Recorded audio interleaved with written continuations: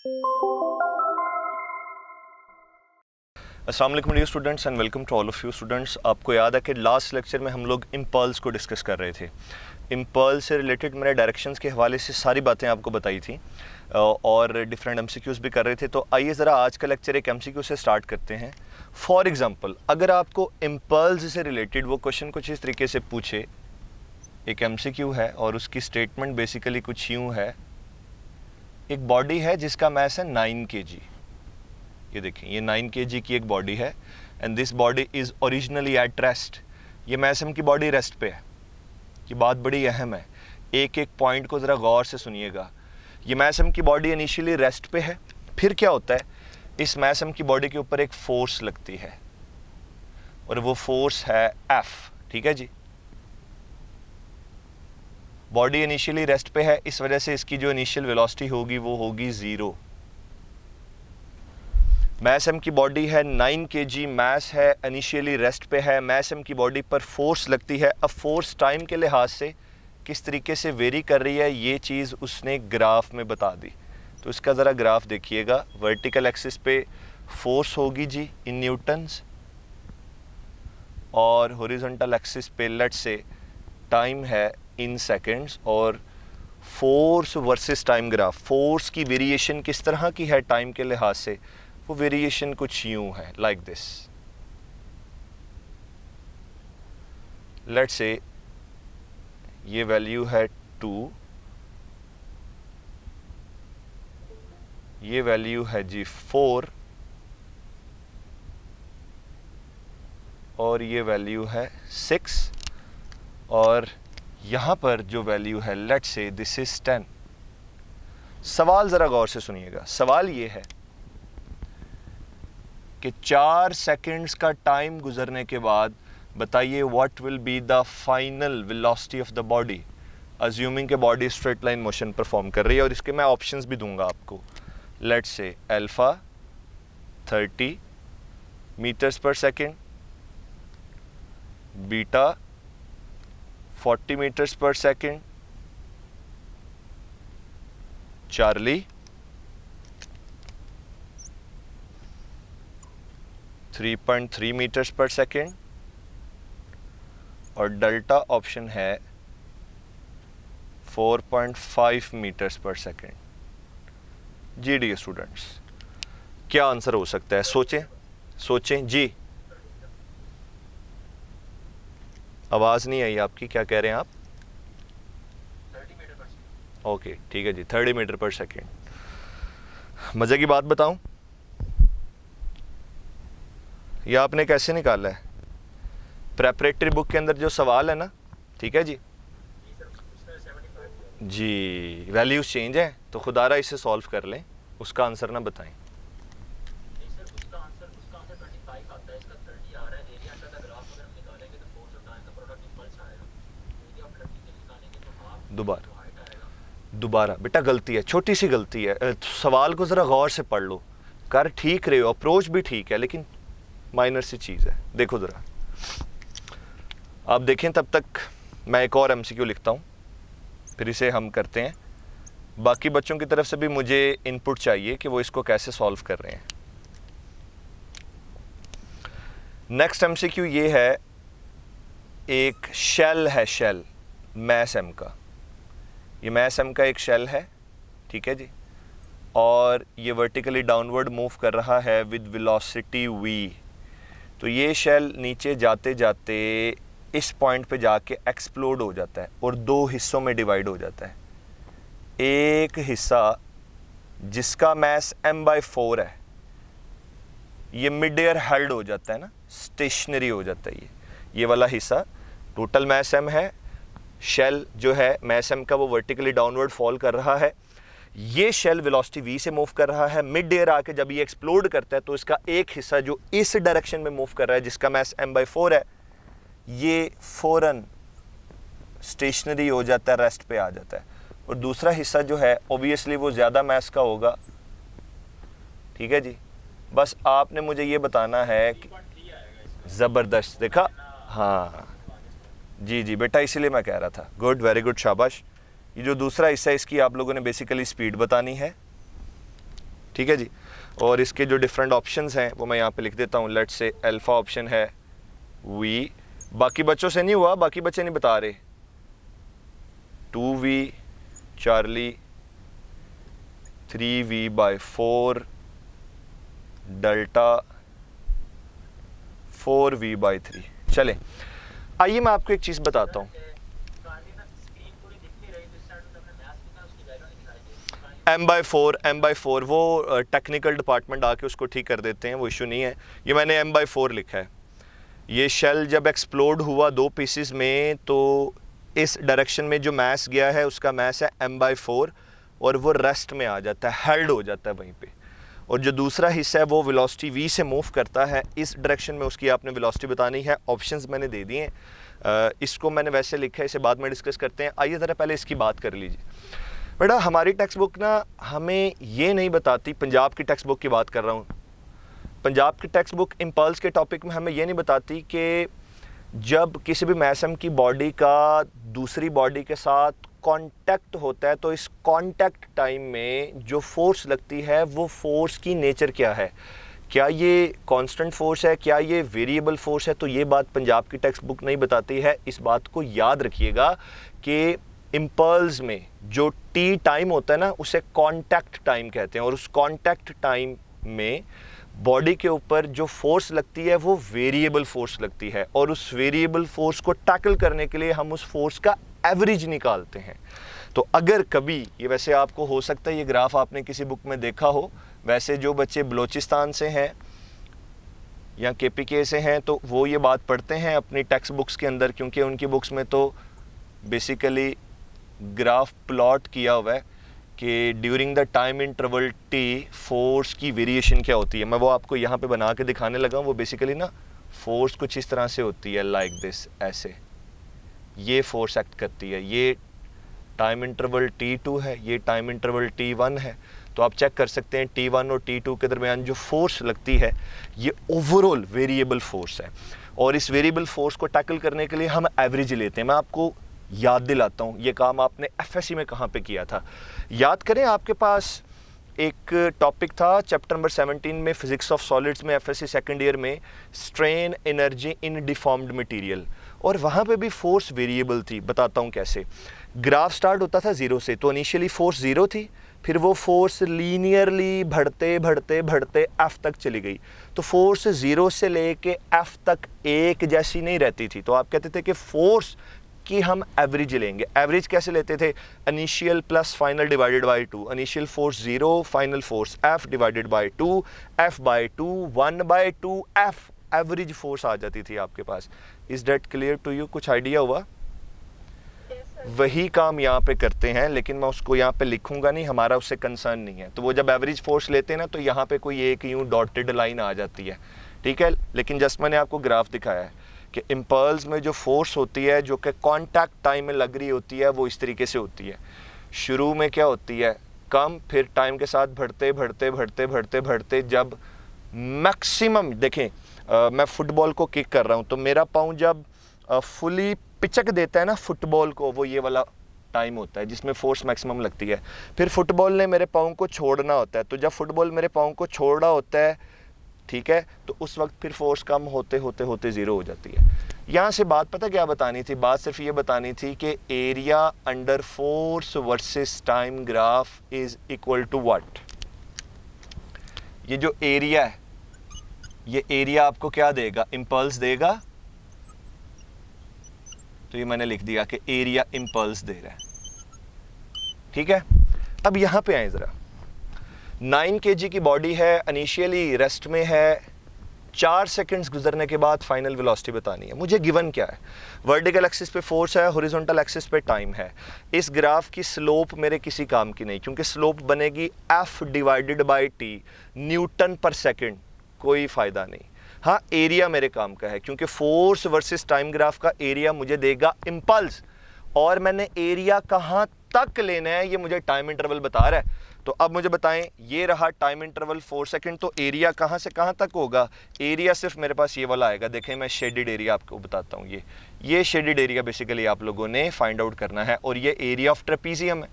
Last time हम लोगों ने ट्रेपीजियम के ऊपर भी काफ़ी डिस्कशन किया इन डिटेल, तो हमें पता है कि ट्रेपीजियम का एरिया किस तरह से कैलकुलेट करते हैं। तो मुझे इसके सोल्यूशन में यहाँ पे ये लिखना पड़ेगा कि इम्पल्स, ठीक है जी, ये किसके बराबर होता है, ये निकलेगा एरिया से। आगे पूरी वैसे लाइन मुझे लिखनी चाहिए, लेकिन अंडरस्टूड है, area under F T graph, वो आप जानते हैं। इम्पल्स मोमेंटम का चेंज है, आपको ये भी पता, तो इम्पल्स की जगह मैं लिख दूंगा मोमेंटम का चेंज, ऐसे M delta V. I hope so बात समझ आ गई होगी। और एरिया किसका, एरिया ऑफ ट्रेपीजियम, ट्रेपीजियम का एरिया निकाले 1/2 sum of parallel sides multiplied by perpendicular distance या हाइट। तो ये आपको एक पूरी साइड दिखाई दे रही है, ये 0 है, यहाँ से लेके 4 तक एक पूरी साइड आ गई, इसकी लेंथ 4 है, और इसके पैरेलल सिर्फ यहाँ से लेके यहाँ तक है, और इसकी लेंथ क्या आएगी 4 - 2, तो ये लेंथ 2 है। तो 1/2 sum of parallel sides 4 + 2 multiplied by perpendicular distance या हाइट, वो हाइट कितनी है, वो आ गई 10। अब एक और चीज़ देखें, 9 मैस कितना आ जाएगा 9, और ये वेलोसिटी कैसे लिखेंगे, final velocity minus initial, initially body rest पे है तो वी आई लिखूंगा, लेकिन वो 0 हो जाएगा। इधर आ जाएं, 4 + 2 6 को मल्टीप्लाई कर लें ज़रा 10 के साथ, 60 को 2 से डिवाइड करें, आपके पास 30 आ जाएगा। तो फाइनली आपको लिखना पड़ेगा 9VF = 30। यहाँ से अब ज़रा VF को फाइंड आउट कीजिए, तो VF क्या आएगी, VF = 30 डिवाइडेड बाय 9। तो इससे फर्दर अब आप सॉल्व कर लीजिएगा, 3.33 मीटर्स पर सेकंड हमारे पास आंसर आ जाएगा। जी बच्चों, बात समझ आ गई है? तो करेक्ट आंसर इज चार्ली। ये मैंने ना जस्ट आपको एक आइडिया दिया है कि हमारी बुक के अंदर जो टॉपिक है ना इम्पल्स, इसको ना लोग बच्चे बड़ा समझते हैं, सादा सा टॉपिक है बेटा, इसके अंदर बहुत ज़्यादा अंडरस्टैंडिंग है। खैर इधर आते हैं, अगर इसको देखा जाए तो ये एक बड़ा ज़बरदस्त क्वेश्चन है। क्वेश्चन मैंने फ्लोट कर दिया आपके सामने, टॉपिक नहीं बताया, तो अगर मैं कुछ यूँ, हाँ जी एग्जैक्टली, बिल्कुल ठीक है, शाबाश। तो अगर मैं आपके सामने इस टॉपिक को यूँ कुछ एक्सप्लेन करूँ कि इन द एब्सेंस ऑफ, या किसी भी आइसोलेटेड सिस्टम का जो टोटल लीनियर मोमेंटम है वो कंजर्व रहता है, और मोमेंटम में चेंज क्या आता है, 0 आता है, तो ये law of conservation of linear momentum है। और यहाँ पे हम बात करेंगे शेल के एक्सप्लोड होने से पहले का मोमेंटम और एक्सप्लोड होने के बाद का मोमेंटम, ये दोनों मोमेंटा क्या होंगे, इक्वल होंगे। तो इसी चीज़ को हम यूज़ कर लेंगे, ज़रा गौर से देखिएगा। इसका जब मैं सोल्यूशन करूँगा, law of conservation of momentum लगेगा, तो एक्सप्लोड होने से मैं 2 तरीके बताऊँगा। पहले मैं ज़रा लेंथी तरीका बता रहा हूँ, फिर बाद में किसी दूसरी टेक्निक की तरफ आऊँगा। तो शेल का एक्सप्लोड होने से पहले का मोमेंटम क्या है, m × v। तो यहाँ पे क्या आ जाएगा, m एक्सप्लोड होने से पहले का मोमेंटम mv। फिर ये 2 हिस्सों में एक्सप्लोड हुआ, तो एक हिस्से का मोमेंटम होगा m1v1 प्लस दूसरे हिस्से का मोमेंटम क्या होगा, m2v2 होगा। तो यहाँ पे तो टोटल m आएगा, टोटल v आएगा। अब m1 कितना था, एक मैस m/4 है, और वो हेल्ड हो जाता है, स्टेशनरी है, रेस्ट पे है। अब मज़े की बात क्या है, m2 हमारे पास नहीं है, यानी ये वाला जो आपको मैस नज़र आ रहा है ये हमारे पास नहीं है, तो ये निकालना मुश्किल तो नहीं है। किस तरह से, टोटल मैस m है, m में से ये वाला निकाल दो m/4, तो टोटल मैस में से हमने m/4 को सब्ट्रैक्ट किया, तो हमारे पास आएगा 3m/4। तो यहाँ पे अब मैं लिखूँगा 3m/4 × v2, ये 0 से मल्टीप्लाई होके 0 हो जाएगा, तो ये तो ओवरऑल टर्म ये इग्नोर ही कर देना, ये वाली टर्म तो नहीं आएगी।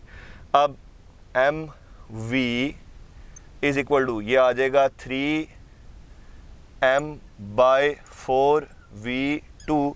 अब जब हम यहाँ से m को m से कैंसिल करते हैं ना, तो बहुत से बच्चे जल्दी जल्दी में इसका आंसर ये भी देखते हैं 3v2/4, विच इज़ रॉन्ग। ये मैंने लिखा हुआ है 3v/4। भाई ये तो वो वेलोसिटी है जिस वेलोसिटी से शेल एक्सप्लोड होने से पहले मूव कर रहा था, मुझे ये तो नहीं निकालनी ना, मुझे तो v2 निकालनी है। तो जब मैं यहाँ से v2 को सेपरेट करूँगा, तो यहाँ से v2 क्या बन जाएगी, v2 बन जाएगी 4v/3। ये तो है जी, तो ये आपके पास एक एक्सप्रेशन आ गया, आंसर आ गया। इसका आंसर बनता है जी डेल्टा। लेकिन आइए अब मैं ज़रा इसका एक और तरीका बताता हूँ। इसका ज़रा शॉर्ट मेथड क्या हो सकता है। देखें, law of conservation of linear momentum है, आपको ये फार्मूला पता है, P is equal to m we.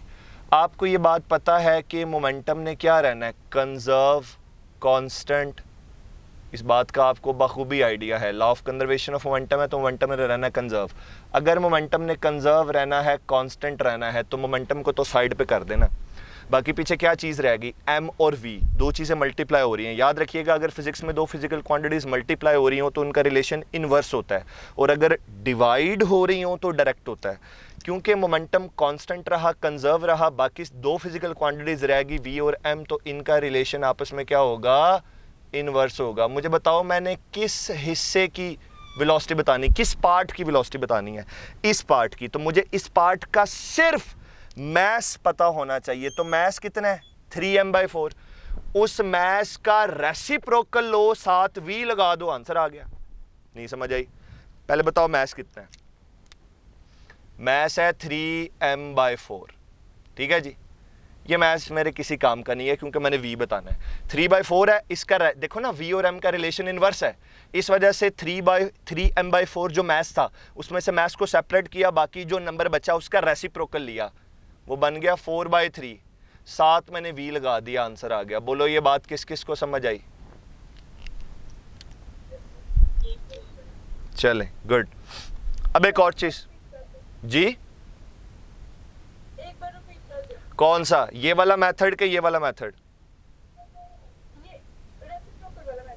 मैंने बोला हमें ये पता है मोमेंटम का फॉर्मूला होता है P is equal to m v. Law of conservation of linear momentum में मोमेंटम कंजर्व रहेगा, कांस्टेंट रहेगा।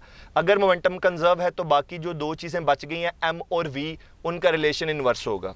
मुझे इस हिस्से की वेलोसिटी बतानी है या स्पीड बतानी है, तो मुझे वेलोसिटी या स्पीड बताने के लिए सिर्फ मैस चाहिए।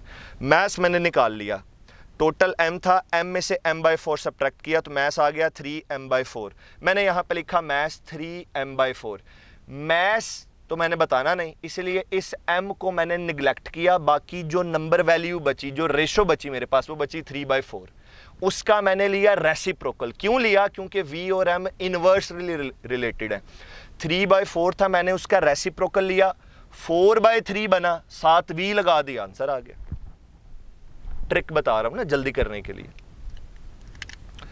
अब law of conservation of linear momentum से रिलेटेड एक और चीज आपको बतानी है। आप लोगों ने कॉमन वेलोसिटी की बात सुनी होगी, लेकिन मैं जरा एक्सप्रेशन भी बता दूं। ये देखें, law of conservation of linear momentum होता है m1 v1 plus m2 v2 is equal to m1 v1 prime dash भी कह सकते हैं, प्लस m2 v2 प्राइम। फर्ज करें दो मैस m की बॉडीज़ हैं, दो मैस m की बॉडीज सेम डायरेक्शन में मूव कर रही हैं। फिर कोई प्रोसेस होता है, कोई फिनोमेना कुछ भी अकर करता है, दोनों बॉल्स एक दूसरे के साथ स्टिक कर जाती हैं, चिपक जाती हैं, और कंपाउंड बॉडी बन के मूव करना शुरू कर देती हैं। तो जब दो मैस m की बॉडीज आपस में स्टिक कर जाती हैं और कंपाउंड बॉडी बन के मूव करती हैं, तो उस वक्त दोनों बॉडीज की वेलोसिटी एक ही होती है, जिसे कॉमन वेलोसिटी कहते हैं। तो फर्ज करें अगर ये वाला एक्सप्रेशन, ये जो मैंने लिखा है, इसको कॉमन वेलोसिटी के लिए लिखता तो ऐसे लिखता, m1 v1। ये स्टिक करने से पहले जब दोनों बॉडीज इंडिविजुअली मूव कर रही थी, ये तब की बात है, ठीक है। स्टिक करने के बाद, चिपकने के बाद दोनों बॉडीज ने एक कॉमन वेलोसिटी गेन कर ली, इसलिए v1 प्राइम की जगह लिखूंगा simply u, which is named as common velocity. इधर भी क्या आ जाएगा, m2u। अब यहां से अगर मैं u सेपरेट करूं तो हमारे पास रिलेशन बन जाएगा m1 v1 plus m2 v2 divided by m1 plus m2। आज के बाद जब कभी आपने कॉमन वेलोसिटी निकालनी है तो ये एक्सप्रेशन याद रखना है। इस एक्सप्रेशन को याद रखने का भी ये ख़ास तरीका है। इसको आज के बाद आपने ऐसे पढ़ा करना है, total linear momentum total initial momentum divided by total mass of the system. ये चेक करें, ये टोटल ऊपर न्यूमरेटर में क्या है, m1 v1 plus m2 v2, stick करने से पहले, कोलाइड करने से पहले का मोमेंटम, तो उसे कहते हैं total initial momentum divided by total mass of the system. Is that clear to you बच्चों? आओ जरा एक छोटा सा एमसीक्यू जल्दी से डिस्कस कर लेते हैं। वैसे तो कॉमन वेलोसिटी के एमसीक्यू के लिए मैं रिकमेंड करूंगा पंजाब की एफएससी की फर्स्ट ईयर की text book chapter number 3 exercise का 3.8 न्यूमेरिकल, जो बस और ट्रक वाला है। आई थिंक सो आपको बात समझ आ गई होगी, तो ये आपने सॉल्व कर लेना लेक्चर के बाद देख के, ठीक है। मैं अभी एक और एमसीक्यू डिस्कस कर रहा हूँ। ये देखें, फर्स्ट करें मेरे पास एक बॉडी है जी,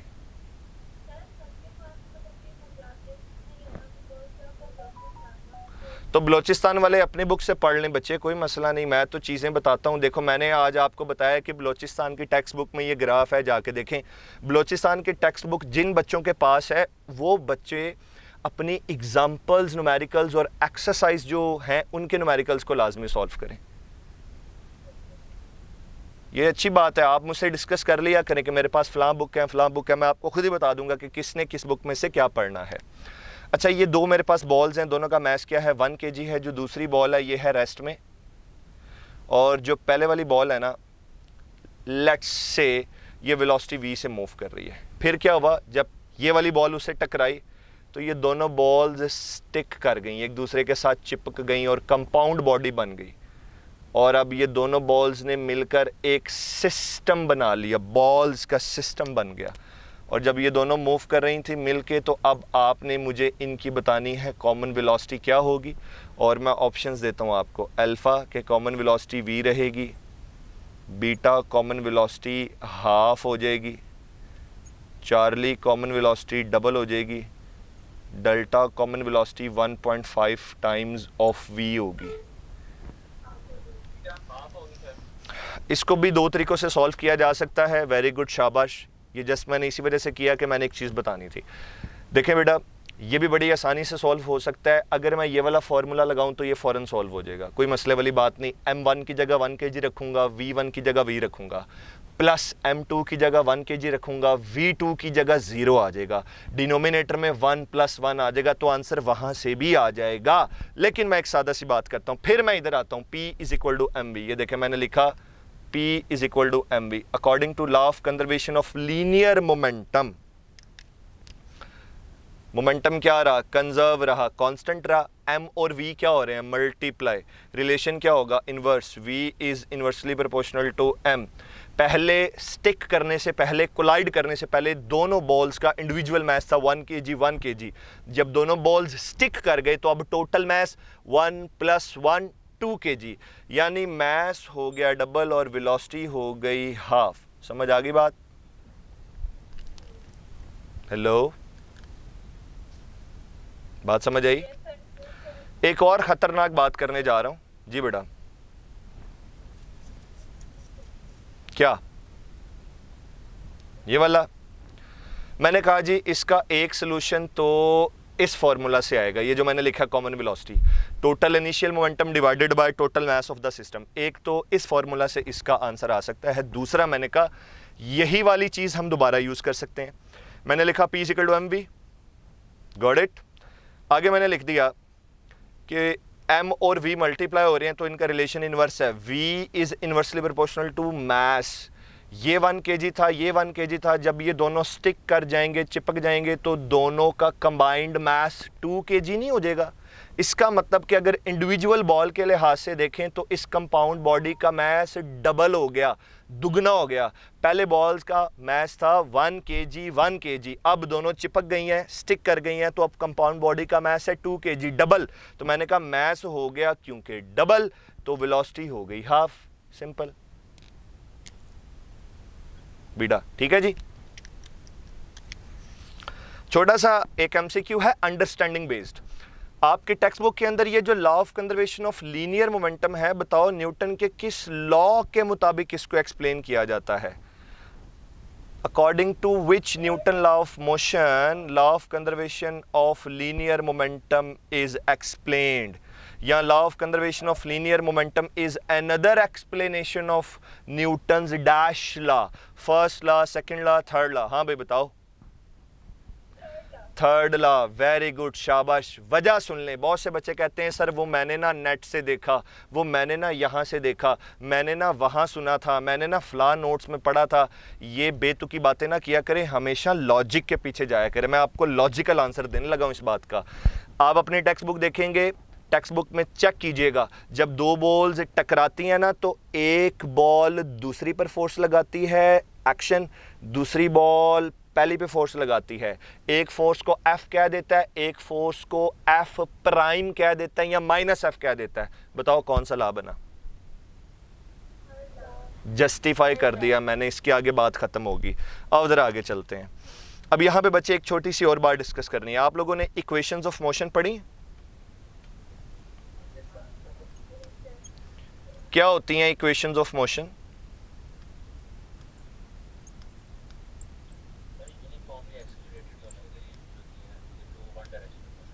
ओके, शाबाश, ठीक है। चलें, इक्वेशंस ऑफ मोशन ना लीनियर मोशन के अंदर डिफरेंट अननोन पैरामीटर्स को फाइंड आउट करने के लिए इस्तेमाल होती हैं। इक्वेशंस ऑफ मोशन की कुछ लिमिटेशंस हैं। These equations are useful only for linear motion. बड़ी अहम बात है कि ये जो इक्वेशंस है ये आपने सिर्फ लीनियर मोशन पे लगानी है। और दूसरी अहम बात, अंडर कांस्टेंट एक्सेलरेशन या मूविंग, बुक में लाइन लिखी हुई है कि these equations are useful only for linear motion with uniform acceleration। तो यहाँ पे दूसरा क्या है? यूनिफॉर्म एक्सेलरेशन है। चलें, एक ना नॉलेज की बात है, वैसे आपको बता देता हूँ। Rate of change of displacement क्या होता है? Rate of change of velocity क्या होती है? Rate of change of acceleration क्या होता है? जर्क कहते हैं उसे। Rate of change of acceleration को जर्क कहते हैं। तो जब कभी किसी मोशन में जर्क इन्वॉल्व हो जाए, यानी एक्सेलरेशन भी वेरी करना शुरू कर दें टाइम के लिहाज से रैपिडली, तो जर्क, जिसे झटका कहते हैं, तब ये इक्वेशंस नहीं लगनी है। ठीक है जी। अब आप लोगों ने अपनी जूनियर क्लासेस के अंदर ये इक्वेशंस कुछ इस तरीके से पढ़ी थी, जैसे आप इसे कहते थे VF is equal to VI plus AT। एक चीज़ मैं आपको यहाँ पे बड़ी खूबसूरत एक्सप्लेन कर दूँ, ज़रा ये दो बातें सुन लीजिएगा, बड़े काम की बातें हैं, क्योंकि इनकी एप्लीकेशन प्रोजेक्टाइल मोशन में भी है और इसकी एप्लीकेशन एक बड़ी अच्छी जगह पर है। मुझे याद पड़ता है कि FSC की पंजाब की जो टेक्स्ट बुक है उसके एक्सरसाइज का जो पहला न्यूमेरिकल है ना, हेलीकॉप्टर वाला, वो अक्सर बच्चों से सॉल्व नहीं होता। वो अक्सर की बुक्स देखते हैं, उसमें वो मुख्तलिफ तरीक़ों से सॉल्व कर देता है। वो कभी ऊपर जाने का टाइम निकालता है, कभी नीचे जाने का टाइम निकालता है, फिर एंड पे दोनों टाइम इंटरवल्स को ऐड अप करके तो कोई आंसर निकालता है। यहाँ से मैंने उसकी भी एक्सप्लेनेशन देनी है, वो एक सिंगल कैलकुलेशन से सॉल्व हो सकता है। नाउ लिसन टू मी, आपकी जो FSC की टेक्स्ट बुक है या ओवरऑल वैसे कॉन्सेप्ट्स को सुन लीजिए। इक्वेशंस ऑफ मोशन के बारे में ये बात याद रखिए, जब कभी कोई मैस एम की बॉडी बिल्कुल स्ट्रेट लाइन में मूव करती है तो उसकी direction of motion bar bar change नहीं होनी। जब body straight line motion perform करेगी तो direction of motion is fixed. जब डायरेक्शन ऑफ मोशन फिक्स्ड हो तो याद रखें प्यारे बच्चों, उस वक्त सारे वेक्टर्स को स्केलर के तौर पे ट्रीट किया जा सकता है, क्योंकि स्केलर और वेक्टर में मेजर चीज़ डायरेक्शन ही होती है ना। तो जब direction of motion he fixed है तो vectors can be treated like scalars. अब सुनना ज़रा, मैंने लिखा VF, कौन सा कम्यूटेटिव लॉ, किस चीज़ का? Very good. ये किस पे लगता है? वेक्टर्स पे लगता है। वेक्टर्स पे लगता है ना, सुन लें। हाँ जी, वेक्टर्स पे लगता है। तो जब दो वेक्टर्स बिल्कुल सेम डायरेक्शन में होते हैं ना, तो तब वो अरिथमेटिक रूल्स के जरिए ऐड होते हैं। पढ़ा है? रिजल्टेंट का formula R is equal to under root A square plus B square plus 2AB cos theta, cos 0 degree होगा, बनेगा A square plus B square plus 2AB। वो बनेगा A प्लस B का होल स्क्वायर, स्क्वायर से under root cut देगा तो resultant बनेगा A plus B। Simple arithmetic rules के जरिए कर सकते हो। Got it. वो जो कम्यूटेटिव लॉ है वो डायरेक्शंस के खाते ज़्यादा सॉल्व करता है। जब स्ट्रेट लाइन मोशन है, दो वेक्टर्स की डायरेक्शन फिक्स हो गई है, they can be treated like scalars and they can be added like simple arithmetic rules. कभी सोचा है, कभी सोचा है? देखा जाए तो ये वेक्टर है v f vector, v i vector, a vector, लेकिन हम क्या कर रहे होते हैं, 6 is equal to 3 plus something, हम तो सिंपल अरिथमेटिक रूल लगा रहे होते हैं, तो तब हमारी अक्ल काम नहीं करती। ओहो हो सर, ये तो वेक्टर हैं, ये तो हेड टू टेल रूल के मुताबिक होना चाहिए था, ये हम 6 3 9 2 ये ऐड सब्ट्रैक्ट कैसे कर रहे हैं? क्योंकि मेरा बच्चा, मैंने एक बात क्लियर की कि जब डायरेक्शन ऑफ मोशन फिक्स्ड हो जाती है, वेक्टर स्केलर के तौर पर ट्रीट होते हैं, और पैरेलल वेक्टर्स में जो एक ही लाइन में हो, उनके लिए जो रूल्स लगते हैं मैथमेटिक्स के लिए, वो सिंपल अरिथमेटिक रूल्स होते हैं। हाँ, आया मज़ा?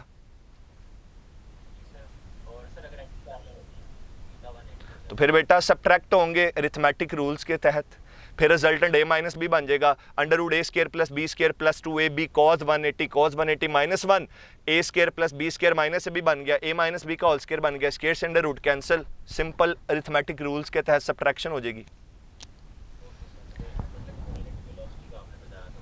क्या बात है। वापस आता हूँ, मैं आपसे ये बात कर रहा था कि प्यारे बच्चों, यहाँ पर ना एक जुमला बोला जाता है कि जब कभी डायरेक्शन ऑफ मोशन फिक्स्ड हो जाए तो सारे वेक्टर्स को स्केलर के तौर पर ट्रीट करते हैं। देखा जाए तो मैंने अभी भी ये बात बताई है कि ये फाइनल वेलोसिटी है, ये इनिशियल वेलोसिटी है, ये एक्सेलरेशन है, ये टाइम है, लेकिन डायरेक्शन को छोड़ दें, अब मैं इसको स्पीड भी कह सकता हूँ, ये बात याद रखें, ठीक है। अब एक और चीज़ मैं लिखता हूं, S is equal to we i t. ये भी जस्ट मैं रिकॉल करवा रहा हूं, मैं असल बात की तरफ आता हूं कि मैंने ये क्यों छेड़ी है, क्या रीज़न है इसकी। 1/2 AT square, third equation of motion, ये आ जाएगी जी 2AS is equal to VF square minus VI square. ये भी बात समझ आ गई। कई दफ़ा ना आपकी बुक में ऐसे भी लिखा होता है S is equal to VAV into T, ये भी बात समझ आ गई। V एवरेज को यूं भी निकाला जा सकता है ना, VI plus VF divided by 2। चलें, गुड, फाइन, ओके। अब एक होती है free fall motion. Free fall क्या होती है? आओ ज़रा सिखाता हूँ। शाबाश, ठीक है। और बेटा, और कुछ बताना चाहो? चलो मैं बताता हूँ, सुनो आप ज़रा, ये बड़े काम की चीज़ है। यहाँ से मैं आपकी जो बेसिक्स है ना उसे क्लियर करूँगा। इक्वेशन ऑफ मोशन में जो बेसिक्स अच्छी होंगी, बिलीव करें प्रोजेक्टाइल मोशन के अंदर जब वो बेसिक लगेगी ना, लिंक होगी, मैं मैप करूँगा उस कॉन्सेप्ट को, तो आप कहेंगे सर काफ़ी हद तक हमें चीज़ें समझ आ गई हैं। फ्री फॉल मोशन, अगर मैं एसएम की बॉडी को मैं किसी सर्टन हाइट से रिलीज़ कर दूँ, रिलीज़ करना, ड्रॉप करना मीन्स इनिशियल वेलोसिटी 0 है। Body under the action of gravity move कर रहा होता है वर्टिकली डाउनवर्ड, तो एक्सेलरेशन जो होता है उसमें वो कौन सा होता है? एक्सेलरेशन ड्यू टू ग्रेविटी होता है। अब मैं एक क्वेश्चन फ्लोट करता हूँ, सुनिएगा ज़रा, ये एप्लीकेशन बेस्ड क्वेश्चन बन जाएंगे, न्यूमेरिकल्स। एक बॉडी है, उसका मास है 2 kg, मैंने उसे एक 100 मीटर हाइट से रिलीज़ किया, ड्रॉप किया। मुझे बताओ 1 सेकंड गुजरने के बाद उसकी वेलोसिटी क्या होगी? 2 सेकंड्स गुजरने के बाद वेलोसिटी क्या होगी? 3 सेकंड्स गुजरने के बाद वेलोसिटी क्या होगी? 4 सेकंड्स गुजरने के बाद वेलोसिटी क्या होगी? निकाल सकते हैं। कैसे? देखो, फर्स्ट इक्वेशन ऑफ मोशन नज़र आ रही है। अब फर्स्ट इक्वेशन ऑफ मोशन को मैं थोड़ा मॉडिफाई करके लिखूंगा फ्री फॉल के लिए। देखो क्या लिखा, VF is equal to VI plus AT। Free fall motion के लिए VI की जगह 0 होगा, A की जगह G आ जाएगा, तो first equation of motion reduce होकर बन जाएगी VF is equal to GT। क्या ख्याल है आपका? अब ये इक्वेशन क्या कह रही है? ये इक्वेशन कह रही है कि फ्री फॉल मोशन में जब किसी मैसम की बॉडी को अगर हम लीनियर मोशन में सर्टन हाइट से रिलीज कर दें, ड्रॉप कर दें, तो हर 1 सेकंड के बाद वेलोसिटी कितनी बढ़ेगी? 10 मीटर पर सेकंड। नहीं समझे? पुट करो यहां पे टाइम इंटरवल 1, G की वैल्यू लो 10 इंटू 1 10 मीटर पर सेकंड, 2 सेकंड के बाद 10 इंटू 2 20 मीटर पर सेकंड। पहले थी 10, अब हो गई 20, तो 1 सेकंड गुजरने के बाद कितनी बढ़ गई? 10 मीटर पर सेकंड। अब एक और चीज दिखाता हूं, ये देखें, कभी आप लोगों ने गौर किया है कि जो हम लिखते हैं जी, इसकी वैल्यू होती है वैसे तो इसकी एग्जैक्ट वैल्यू एवरेज होती है 9.8 मीटर पर second square near the surface of the earth, लेकिन हम उसको 10 कंसिडर कर रहे हैं for the sake of convenience. ये जो लिखा हुआ है 10 मीटर पर सेकंड स्क्वायर, कभी इसको इस एंगल से देखा है कि अगर मैं लिखूं 10 मीटर पर सेकंड डिवाइडेड बाय 1 सेकंड, समझ आई बात? 1 सेकंड नीचे ले आया ना। अब जी ग्रेविटेशनल एक्सेलरेशन के फिजिकल मीनिंग्स को समझने की कोशिश करें। जिस बॉडी के पास मूव करते हुए ग्रेविटेशनल एक्सेलरेशन या जी होता है, उसके दो मतलब हो सकते हैं। अगर बॉडी ऊपर से नीचे की तरफ गिर रही है तो इसका मतलब है हर 1 सेकंड के बाद वेलोसिटी 10 मीटर पर सेकंड बढ़ जाएगी। कितनी खूबसूरत बात है, हर 1 सेकंड के बाद वेलोसिटी 10 मीटर पर सेकंड बढ़ जाएगी। और वो देखो, वो इक्वेशन भी तो यही कह रही है। और अब इसका कन्वर्स सोचो, एक मैसम की बॉडी है, मैं उसे वर्टिकली अप फेंक देता हूं, मैं उसे वर्टिकली अप फेंकता हूं, तो जब मुझे पता है मैंने अगेंस्ट ग्रेविटी बॉडी को प्रोजेक्ट किया, बॉडी ऊपर गया है, तो अब क्या होना है, हर 1 सेकंड के बाद वेलोसिटी 10 मीटर पर सेकंड कम होगी। ऊपर से नीचे आते हुए वेलोसिटी 1 सेकंड के बाद 10 मीटर पर सेकंड बढ़ जाती है। और अगर बॉडी को अगेंस्ट ग्रेविटी ऊपर फेंके तो बॉडी जब ऊपर जा रही होती है तो हर 1 सेकंड के बाद वेलोसिटी 10 मीटर पर सेकंड। हाँ जी, तो ये मैंने आपको फिजिकल मीनिंग्स सिखा दिए कि व्हाट इज मेंट बाय जी। ये बात भी समझ आ गई। आइए जरा सेकंड इक्वेशन ऑफ मोशन की तरफ चलते हैं। एक बॉडी है, फ्रीली फॉल कर रही है। मेरा आपसे सवाल है, 4 सेकंड्स का टाइम गुजरने के बाद ऊपर से नीचे गिरते हुए बॉडी ने कितना डिस्टेंस कवर कर लिया? 5 सेकंड्स का टाइम गुजरने के बाद बॉडी ने गिरते हुए कितने सेकंड्स का डिस्टेंस कवर कर लिया? ये चीज हम सेकंड इक्वेशन ऑफ मोशन से निकाल सकते हैं। चेक करें जरा, फ्री फॉल के लिए vi0 a की जगह g, ये vi0 होगा, ये वाली टर्म तो वैसे ही गई, पीछे रह गया g, a की जगह लिखेंगे g की वैल्यू होती है 10 डिवाइड, बल्कि मैं लिख देता हूं ताकि आप डायरेक्ट समझ जाएं। ये होगा s is equal to 1/2 80 square, ये बनेगा s is equal to 1/2 a की जगह g आ जाएगा gt स्क्वायर। अब मैं बात कर रहा हूं g की वैल्यू होती है 10 डिवाइडेड बाय 2, तो इक्वेशन क्या बन गई? 5t square. ये कहां लगेगी इक्वेशन, कब लगेगी, क्यों लगेगी? एक बॉडी फ्रीली फॉल कर रही है, 4 सेकंड्स के बाद बॉडी ने ऊपर से नीचे गिरते हुए कितना डिस्टेंस कवर किया, ये तब लगेगी। Got it? देखो, आप लोगों ने बड़ी दफ़ा पढ़ा होगा इक्वेशंस ऑफ मोशन को, लेकिन मैं इनको ना वो जैसे होता है ना ट्रेडिशनली लेके चलना, मैं वैसे लेके नहीं चल रहा। मुझे इक्वेशंस ऑफ मोशन में यूज़ के साथ कंसर्न है। अगर हमारा बच्चा ये सीख जाए ना कि इस इक्वेशन का यूज़ क्या है, ये किस टाइप के क्वेश्चंस को कैटर करेगी, तो यकीन जाने फिज़िक्स में या MD-CAD में फ़िज़िक्स की ओवरऑल बात करें तो कोई प्रॉब्लम नहीं रहेगी। अब भाई, वो जो आप अक्सर आप कह रहे थे, एक भाई मौजूद हैं, वो कहते हैं कि वो चीज़ मुझे बड़ी तंग करती है, तो ये देखना, ये भी आपको बड़ी मज़े की बात यहाँ पे समझ आएगी। थर्ड इक्वेशन ऑफ मोशन को प्यारे बच्चों मैं ना फ्री फॉल मोशन के लिए लिखने लगा हूँ। फ्री फॉल के लिए vi0 है, a की वैल्यू g है, तो ये बन जाएगा 2g, क्योंकि बॉडी ऊपर से नीचे आ रहा है तो मैं s भी यूज़ कर सकता हूँ, मैं h भी यूज़ कर सकता हूँ, वेरिएबल से कोई फ़र्क नहीं पड़ता। h आ गया, ये आ जाएगा vf स्क्वायर, ठीक है, vi0 है, और इसको मैं लिख सकता हूँ vf is equal to 2gh। सवाल सुनना बेटा, आपको ये बात समझ आ जाएगी कि ये कब लगना है, कहाँ लगना है, क्यों लगना है, किस वजह से लगना है। सवाल ये है, एक मैसम की बॉडी 500 मीटर की हाइट से हमने ड्रॉप की, रिलीज की, velocity just before hitting the ground क्या होगी? आइडिया हुआ कि ये कौन सी फाइनल वेलोसिटी है? जब वो ज़मीन को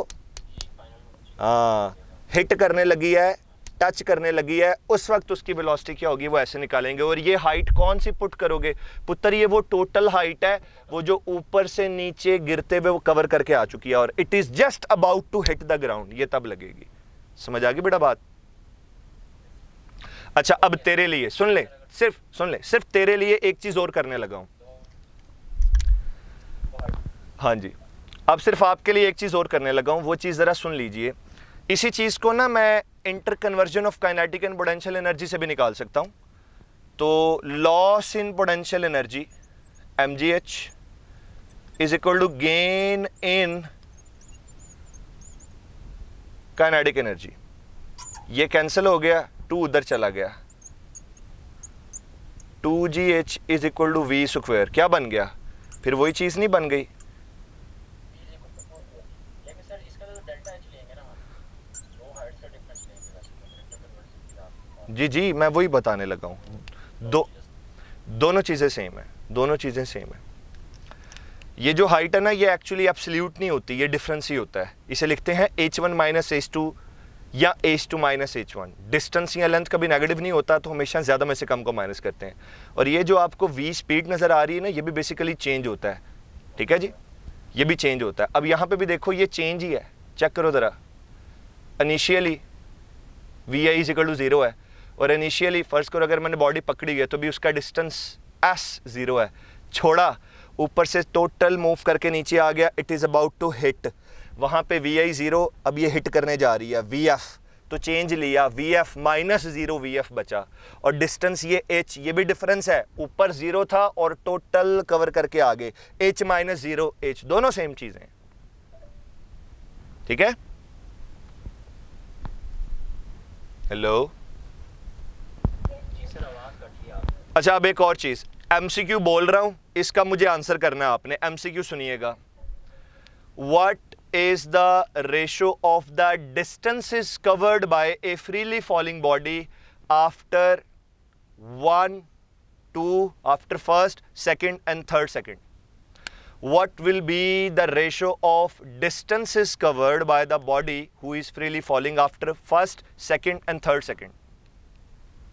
1:4:9। शाबाश, मज़ा आया सुन के। देखो, ये बात पहले पढ़ चुके हैं हम, ये मैंने अभी बताया, डिस्टेंस ऐसे निकालेंगे, s is equal to 5t square. Very good, मुझे बड़ा अच्छा लगा।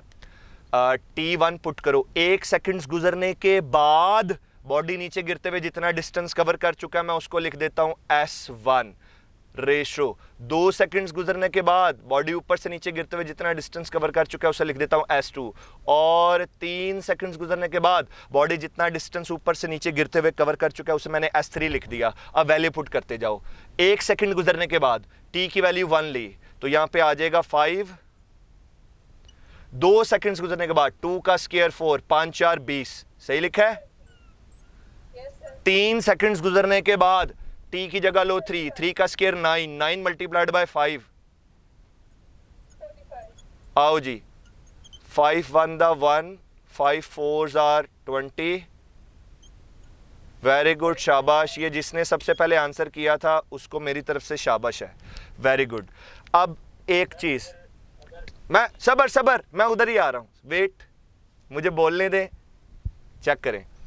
ये जो मैंने निकाला ना बच्चे, या ये जो मैंने क्वेश्चन फ्लोट किया, ये था एक बॉडी फ्रीली फॉल कर रही है, 1 सेकंड के बाद, 2 सेकंड के बाद और 3 सेकंड के बाद जो डिस्टेंसेस हैं उनकी रेशो बताओ। अब एक क्वेश्चन ऐसे है, a body is falling freely from a certain height, what is the ratio of the distances covered in first, in second, in third second.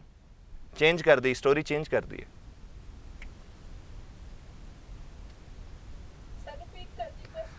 What is the ratio of the distances covered by a freely falling body in first, second and third? पहले क्या था? After first, second and third second.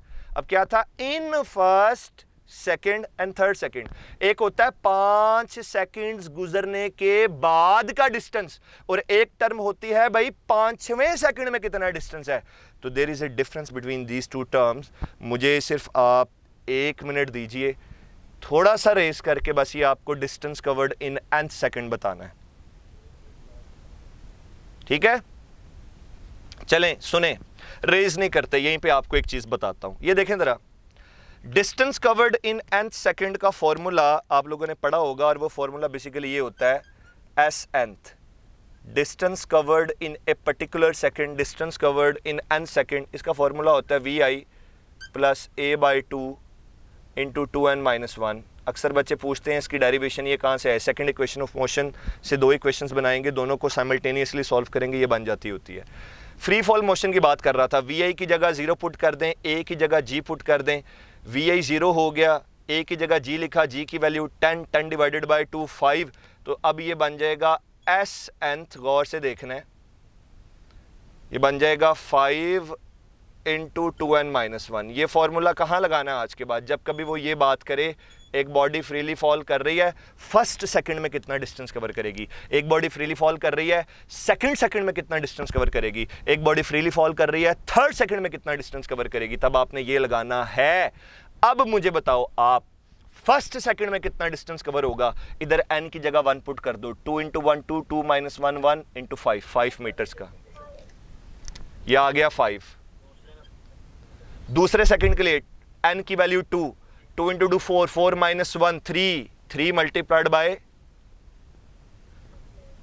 2, 2 multiplied bye, hello जाग जाए, 2 into 2 4, 4 minus 1 3, 3 multiplied by 5, कितना आ गया। और तीसरे second के लिए 2 इंटू 3 6, 6 माइनस 1 5 इंटू 5, तो अब रेशो लें 1 रेशो 3 रेशो 5, फर्क बताओ 1 रेशो 4 रेशो 9, 1 रेशो 3 रेशो 5। जब कभी सवाल आएगा कि what is the ratio of the distances covered after, emphasise किया मैंने इस वर्ड पे, 1 सेकंड गुजरने के बाद, 2 सेकंड्स गुजरने के बाद, 3 सेकंड गुजरने के बाद, तब रेशो ऑफ डिस्टेंसेस ये है। और अगर हो पहले सेकंड में, दूसरे सेकंड में, तीसरे सेकंड में, फिर ये रेशो बनेगी। Got it? चलें, इंशाल्लाह नेक्स्ट टाइम आपसे दोबारा मुलाकात होगी। अपना ख्याल रखिएगा। Thank you so much. जी जी जी सर, मैंने कल आपसे कि अगर मोमेंटम का हम कैलकुलेट करेंगे यूनिफॉर्म बॉडी अगर ये वो फ्री फॉल कर रही है, तो आपने फ्री फॉल में हाँ निकाला, इसके अंदर आपने पीएफ को 2ph रखा है, और एक फार्मूला निकाला, इसके अंदर आपने pf को gt रखा है। मैंने कल आपसे वीएफ को हाँ जीटी रखा, ठीक है। अगर मोमेंटम के फार्मूले में p की जगह gt पुट करेंगे कर देंगे तो p mgv नहीं आ जाएगा, तो ये फार्मूला एप्लीकेबल नहीं होगा। सुने सुने, आपने कहा नहीं होगा। नहीं, आप कल प्रोजेक्टाइल मोशन की बात कर रहे थे और आप कह रहे थे कि प्रोजेक्टाइल मोशन के अंदर अगर हम मोमेंटम का चेंज निकालने के लिए ये चीज़ अप्लाई करेंगे तो क्या होगा। तो मैंने मना कर दिया था कि ये चीज़ वहाँ पे अप्लाई ना करें, वहाँ पे इस चीज़ को डिस्कस करने का तरीका और है। अब आपने मुझे ये कहा कि सर अगर फ़र्ज़ करें हमारे पास लीनियर मोशन हो देन हम क्या करेंगे। देखें बेटा, दो बातें करने जा रहा हूँ, बड़े गौर से सुनिएगा। जब कभी मोमेंटम का चेंज निकालना होता है ना, तो उसके लिए एक चीज़ जो अहम होती है वो होती है कि वेलोसिटी का चेंज होना चाहिए हमारे पास। अब जब फ्री फॉल मोशन है ना, तो डायरेक्शन ऑफ मोशन तो फिक्स्ड हो गई। अब अगर आप ये लगाना चाहते हैं ना, तो इसके पीछे की हायरार्की सुन लीजिए।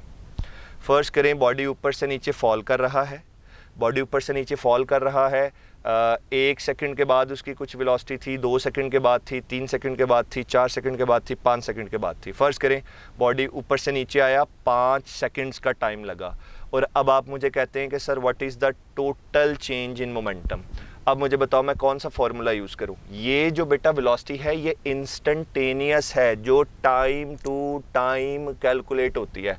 अगर आप मुझे दरमियान में पूछ रहे हो ना कि सर जी बॉडी फ्रीली फॉल कर रहा है, तो ये 3 सेकंड और ये 5 सेकंड के दरमियान वाली स्टेट में मोमेंटम का चेंज बताओ, तो बिलीव मी मैं ये यूज़ करूँगा। और अगर आप मुझे पूरी जर्नी के बाद पूछ रहे हो, बॉडी ऊपर से नीचे आई, था ज़मीन पे टकरा के साइड पे हो गई, 5 सेकंड का टाइम लगा, अब मैं क्या यूज़ करूँगा, मैं कहूँगा ये यूज़ कर। Got it? Okay sir, 2gh पर आ जाएंगे। हाँ, दो बातों में फ़र्क है ना। एक है कि बॉडी अभी इन एयर है और एयर में ही कुछ टाइम इंटरवल्स गुजर चुके हैं और वहीं पे मुझे मोमेंटम का चेंज निकालने को बोला, तो मैं इधर जाऊँगा। और एक है कि बॉडी ने पूरी जर्नी कंप्लीट कर ली, नीचे आ गया, अब फिर मैं ये यूज़ कर लूँगा। सर अगर हमें दो हाइट्स दी हो और हम इसी फार्मूले को लगा के सेंटर में या कहीं भी अगर मोमेंटम कैलकुलेट करना चाहिए कि टोटल हाइट 10 है और वो पूछे कि 5 मीटर के बाद, ये नीचे वाला डेल्टा एच वाला, डेल्टा एच वाला, ठीक है। एक ही सर मैंने कल आज पूछी थी वो नहीं, वो कल प्रोजेक्टाइल मोशन दरमियान में ले आए थे ना, तो मैंने इस वजह से रोका था कि प्रोजेक्टाइल मोशन में ये कहानी नहीं लगनी। अब एक बेटी क्वेश्चन कर रही हैं, प्लीज आप पूछ लें। सर ये एस है, ये जो डिस्टेंस इन सेकंड है, इन nth सेकंड, ये एक बार बता दें ये रिलेशन। जी, ये रिलेशन वैसे आप याद कर लें, ये रिलेशन है S nth is equal to we I plus A divided by 2 into 2n-1 nth time interval है। अगर पहला सेकंड होगा n की वैल्यू 1, दूसरा सेकंड होगा n की वैल्यू 2। अब ये वाला रिलेशन तब यूज करना है जब कभी वो आपसे ये कहे कि एक बॉडी मूव कर रही है, चलें फ्री फॉल ही ले लेते हैं, एक बॉडी फ्रीली फॉल कर रही है तो नीचे गिरते हुए थर्ड सेकंड में वो कितना डिस्टेंस कवर करेगी, पर्टिकुलरली थर्ड सेकंड में, तब ये यूज करना है। लेकिन अगर वो ऐसे बात करे कि एक बॉडी फ्रीली फॉल कर रही है, ऊपर से नीचे गिरते हुए 3 सेकंड्स गुजरने के बाद कितना डिस्टेंस कवर करेगी, फिर ये लगता है 5t²। ठीक है,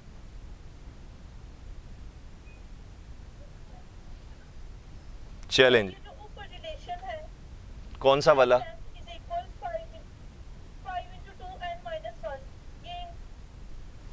ये फ्री फॉल के लिए लिखा ना। ये जो नीचे रिलेशन नजर आ रहा है, मैंने इस रिलेशन में वी आई को 0 पुट किया, ए को जी लिया, तो वी आई को 0 पुट कर दो, ए की जगह जी लिखो, जी की वैल्यू 10 डिवाइडेड बाई 2 5, तो फिर यहां से मैंने ये रिलेशन बना दिया।